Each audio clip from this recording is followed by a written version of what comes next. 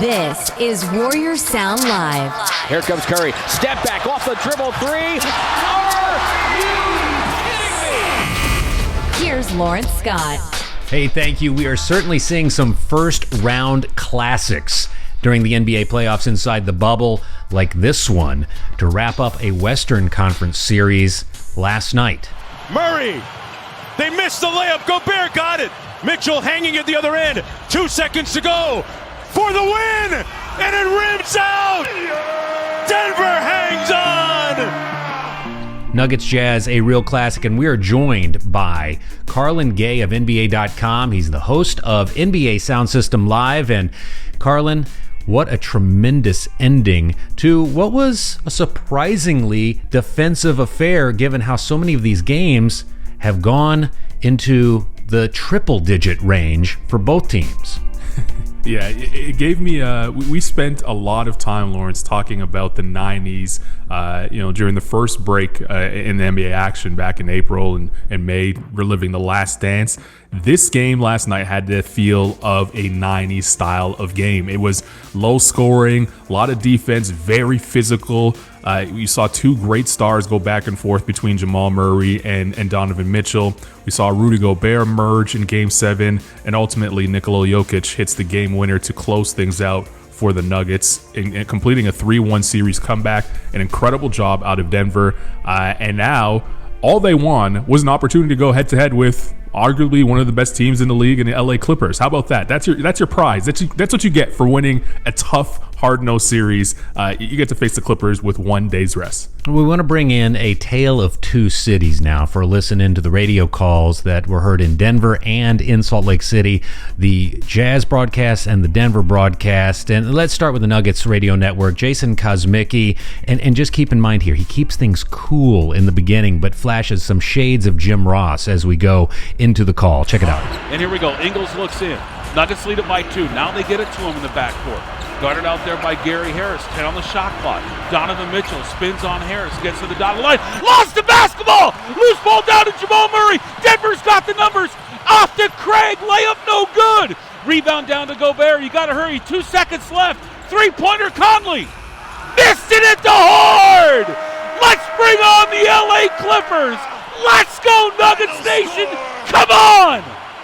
Denver wins game number 7 by a final of 80-78. All right, we're locked into Locked On Utah coverage, and with David Locke doing the call, this is how it sounded in Salt Lake City on the Jazz Radio Network. Game clock's at 17.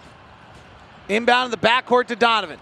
Harris retreats. Donovan comes across the logo with 14 seconds. Spins on Harris. Harris knocks it away. Turnover on Mitchell. Denver with the ball. 8 seconds left. Bounce pass to Craig. Layup, no. Rudy rebounds. 3 seconds left. Out to Conley. Conley rises for the win. It's swirled out. It's swirled out. And Denver advances to the second round. Mike Conley for a 3 off a missed layup by Denver.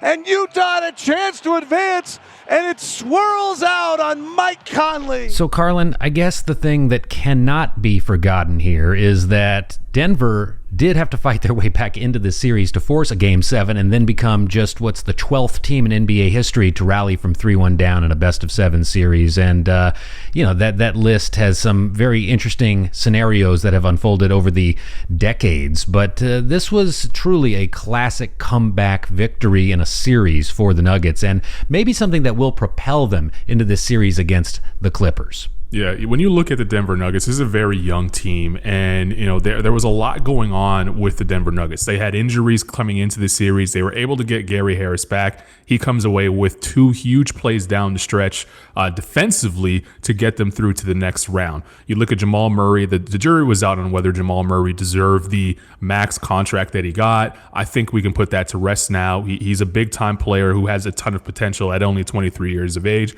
And then Nikola Jokic, big-time star. The question always is about Nikola Jokic. Is he going to be able to give you enough defensively to remain on the court in clutch minutes?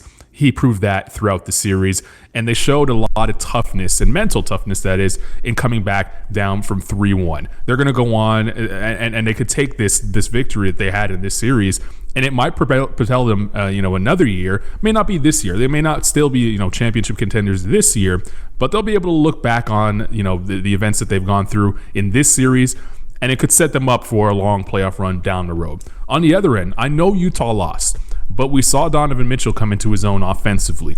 We saw Rudy Gobert really, impose his will on both ends of the floor and prove that, this center still exists in the NBA. Contrary to popular belief, they could still get it done at a high level. We have Mike Conley Jr., who now looks like he's comfortable in his role in Utah. Joe Ingles is still playing at a high level. And Bojan Bogdanovic, who was not a part of the series, will be added to this roster for years to come.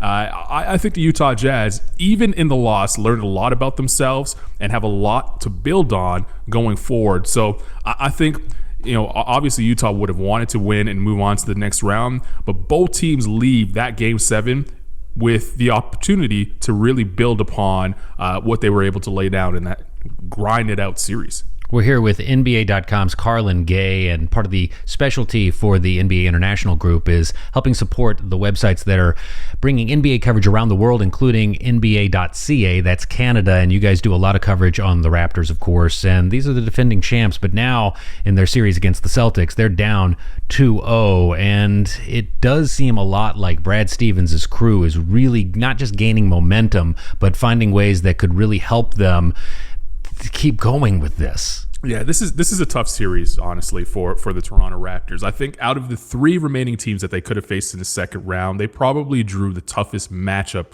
for them. The Boston Celtics have 3 guys that can get you off the bounce and find ways to really penetrate your defense, in Jason Tatum, Kemba Walker, Jaylen Brown. They now have Marcus Smart, who's all of a sudden turned into Steph Curry and doesn't seem like he wants to miss a 3-point shot. And he's a great defender that could really defend the Raptors' best player on the other end at a high level in Pascal Siakam. And then you're getting contributions from guys that we really didn't hear from all season long. Robert Williams was they were wondering whether or not he would take the next step in his production. He shows up in Game 1 and played well and doubled down in Game 2, playing extremely well coming off the bench and did not miss a single shot in the game. Daniel Tice is a name that you hear very seldom, but in this series, he stepped up big time on both ends of the floor, giving them sparks. So the Boston Celtics are playing at a high level, and for the Raptors, they've dealt with really adversity all season long. They lost their best player in Kawhi Leonard to free agency, so they had to deal with that. To start the season, they had a ton of injuries. They had the 5th most games lost to injuries in the entire NBA. They still were able to overcome all of that and end up with the 2nd best record in the entire NBA. And oh, by the way, yes, they had to go through, like everyone else did, had to go through a global pandemic and still find their way to the bubble. They were the first team to get to the bubble. They've been in the bubble, or the first team, rather, to get to Florida. Then they were the first team to kind of enter the bubble. They've been in the bubble or in the state of Florida the longest out of the teams that are there. The mental grind that they're going through while being there has been extremely tough on them. Some of them were finally able to kind of, see their family members for the first time in a long time, breathe a little sigh of relief there. But it doesn't get any easier for them on the basketball court when you have a Boston Celtic team that is playing at a high level, seems to be hitting their stride at the perfect time. The NBA season is a marathon, not a sprint. And it seems like the Celtics are really hitting their stride right now at the perfect time of the season. On the other end, the Raptors look like they're running out of gas and really running out of options to really figure out what the Celtics Rubik's Cube is all about. You talk about the guys seeing their families, some endearing footage coming with Fred VanVleet seeing his family, and then you see the other side of the Eastern Conference semifinals, the Miami Heat, and a guy who said, look, no, this is a business trip. The family can wait just a little bit here, talking about Jimmy Butler and 40 that he dropped on the Bucks in Game 1, and now the Heat and Bucks set for Game 2 on this Wednesday. After we tape this, we'll kind of be all tuning in to see how does this unfold. But the Heat getting that first victory, how do the Bucks respond? The Bucks got to respond by playing basketball the way they have all season long. Look, there's a reason why they're the number 1 seed in the NBA. There's a reason why they're on a 60-win pace had we had normal circumstances. There's a reason why, Giannis Antetokounmpo, who is likely to be a 2-time MVP when that eventually gets announced. The Milwaukee Bucks team and their structure and their system has been success so far. The question is, can they figure out a way to impose their will on the Miami Heat? We did not see that in game one. The Bucks like to get in the paint and score in the paint. They only scored 24 points in the paint against the Miami Heat in game one. The Bucks like to shoot jump shots and knock down the three. And while they shot 45% from 3-point range in game one, you never really felt that impact of the three ball. You never really felt like it was a home run hit that the Bucks were looking for throughout the game.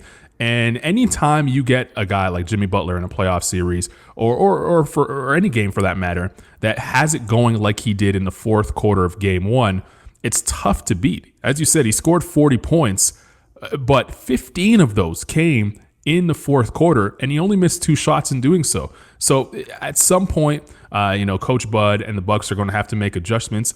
I don't think that time for making adjustments or grand adjustments is now. I think if Milwaukee comes out, plays their style of basketball, and can really rest on what's made them successful over the last 2 years, really, they'll be fine, and they'll be able to get back into the series. The question is, can they allow, or can they get Giannis Antetokounmpo to be effective in the paint like he has all season long? He is the new version of Shaquille O'Neal in terms of getting to the paint and being a dominant force on the interior. The Miami Heat did an incredible job of sort of keeping him out of the paint in game one.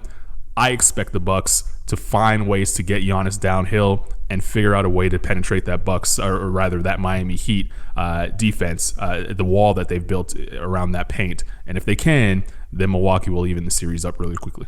All right, this final question here will come with a one-word answer. It won't be a lot of fun, but it's necessary given the dangerous scenario we're in here with limited shelf life. It's a Game 7.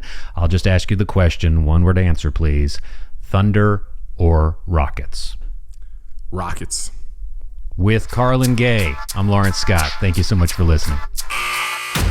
This has been Warriors Sound Live. Right side three. Got it!